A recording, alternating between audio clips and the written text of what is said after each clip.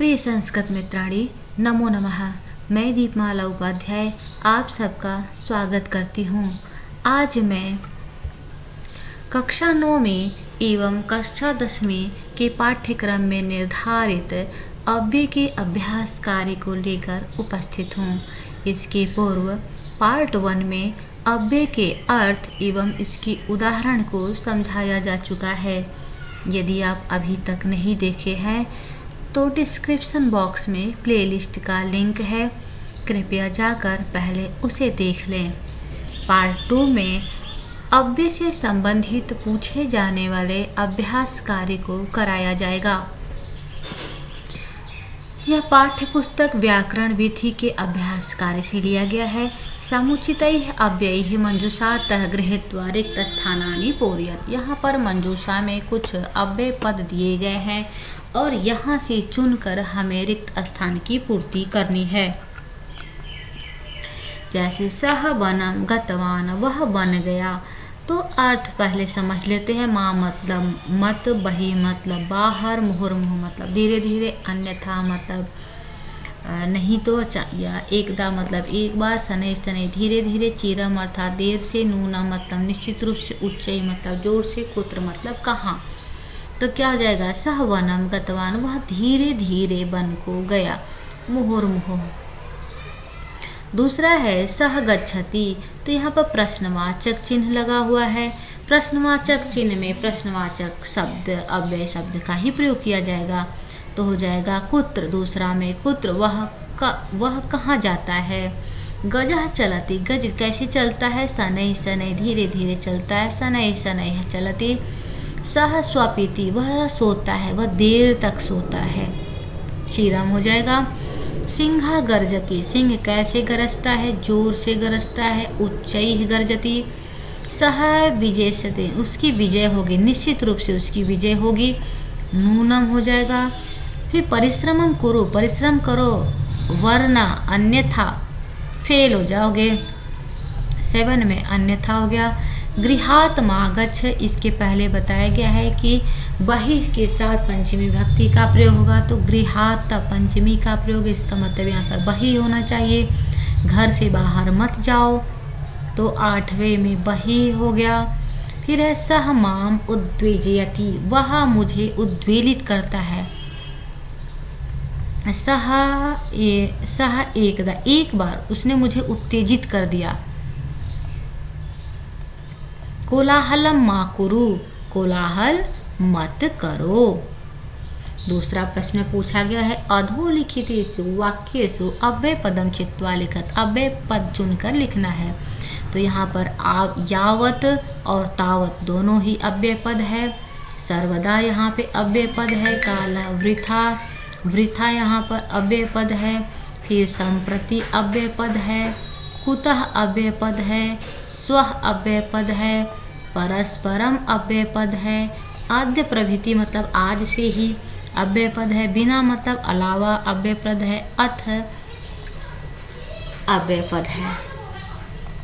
यहाँ देख लेते हैं मंजूषायाम पदतै अव्यय सहायतायां वाक्यानां रिक्त स्थानानि पुरुत। इसी प्रकार से प्रश्न पूछे जाते हैं।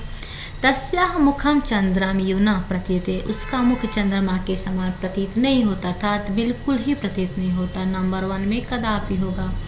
राम कथा समाप्यते, राम की कथा समाप्त होती है। ध्यान रखिएगा, जहाँ भी किसी कार्य की समापन बताया जाए वहाँ इति का प्रयोग करते हैं, और जहाँ पर प्रारंभ हो वहाँ पे अथ का प्रयोग करते हैं। फिर राम श्याम च, राम श्याम कुत्र, प्रश्नवाचक चिन्ह है, अर्थात कहाँ पढ़ते हैं। कह तिष्ठति, बहि कौन, बाहर कौन बैठता है, वही हो जाएगा। वृथा माँ बद, व्यर्थ में मत बोलो। दूसरे में त्वम तेन सह गच्छ, त्वम संप्रति, तुम अभी उसके साथ जाओ। फिर तस् मुखम कमलम इव कदापि नास्ति, उसका मुख कमल के समान बिल्कुल ही नहीं है। त्वम दिल्ली नगरम गमिष्यसि, तुम दिल्ली नगर कब जाओगे, अर्थात कदा हो जाएगा। यत वस्तु लाभदायकम इति, जो वस्तु लाभदायक है ऐसा वह उसे ही लाओ। और अहम स्वः पठिष्यामि, मैं कल पढ़ूंगा।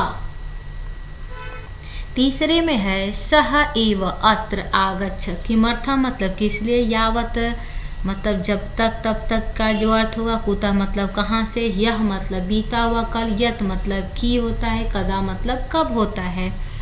तो यहाँ पे सह एव अत्र आगच्छत, तो सह एव अत्र आगच्छत, यहाँ पे देख रहे हैं कि यह लंग लकार में प्रयोग है, तो इसका मतलब यह होना चाहिए वह कल ही यहाँ आया। कल एव मतलब ही का प्रयोग, वह कल ही यहाँ आया, यह हो जाएगा। फिर दूसरे में देखते हैं कि तावत लिखा है और तावत के साथ यावत युग्म अव्यय कहलाते हैं। यावत तावत, तो यहाँ पर हो जाएगा दूसरे में यावत। यावत हम आगमिष्यामि तावत तुम अत्र, जब तक मैं आऊँगा तब तक यहीं बैठो। फिर अहम तो पठामि, मैं तो पढ़ता हूँ, परम त्वम किमर्थम न पठसी, तुम किस लिए नहीं पढ़ते हो। किमर्थम भी प्रश्नवाचक अव्यय है, क्यों नहीं पढ़ते हो। श्यामः अवदत् यत् त्वं यत् पश्यसि तत् एव वद, अर्थात यहाँ पर यत् हो जाएगा चौथा। त्वं पठिष्यसि, त्वं कुतः पठिष्यसि, तुम कहाँ से पढ़ोगे।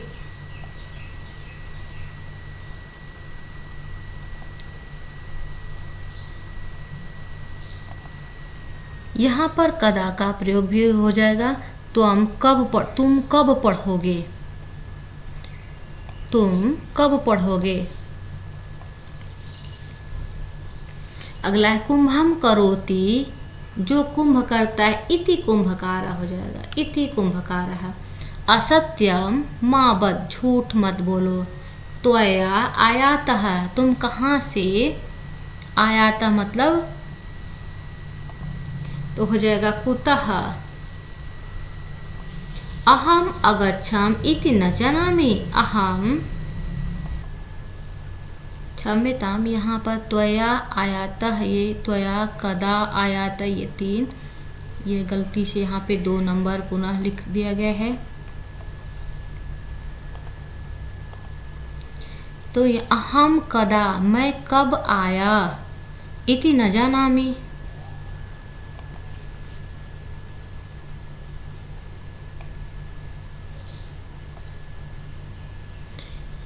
अहम कुतः अगच्छाम इति न जानामि, पर अहम लिखामि तावत् त्वं पठ, मैं जब तक लिखता हूँ, जब तक लिखता हूँ। यावत, तावत है तो यावत का प्रयोग होगा। इन दोनों में हम चेंजिंग कर सकते हैं, जैसे तुम्हारे द्वारा आयात कहाँ से मंगाया गया, आया गया, तो कुतः भी कर सकते हो और कब भी कर सकते हैं। तो इन दोनों में परिवर्तन कर सकते हैं, दोनों में भी कहीं कदा और कुतः का प्रयोग हम कर सकते हैं। एक बार पुनः चौथे को देख ले। कुंभम करोति इति कुंभकारः, असत्यम मा वद, तीसरे में त्वया कदा आयातः, और पांचवे में चौथे में अहम कुतः अगच्छाम इति न जानामि, अहम लिखामि, यावत अहम लिखामि तावत त्वं पठ। आगे देखते हैं। सह आत्मानं रामः इति मानयति, वह अपने आप को राम मानता है। दूसरा में ऐसा सिंह, यह सिंह कहाँ से आया, कुतः आगच्छत। तीसरे में विद्यालयात, विद्यालयात पंचमी है तो वही का प्रयोग होगा, पंचमी के लिए वही का प्रयोग होता है, वही हो जाएगा। विद्यालयात वही माँ गच्छत, त्वं कुत्र आसी, यहाँ देखिए लंग लकार का प्रयोग हुआ है तो, और यह लिखा है अर्थात कल तुम कहाँ थे, कल तुम कहाँ थे।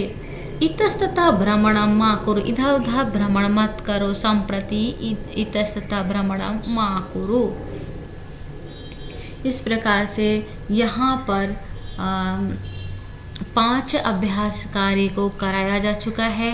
मुझे उम्मीद है कि आप लोगों को समझ में आ गया होगा। किसी भी प्रकार का कोई संदेह हो तो कृपया कमेंट के माध्यम से पूछने का प्रयास करें। मैं उसका उत्तर देने का हर संभव प्रयास करूंगी। वीडियो कैसा लगा कमेंट के माध्यम से ज़रूर बताएं एवं अपने अन्य मित्रों तक भी इसे शेयर करें। धन्यवाद। मिलती हूँ फिर अगले वीडियो के साथ।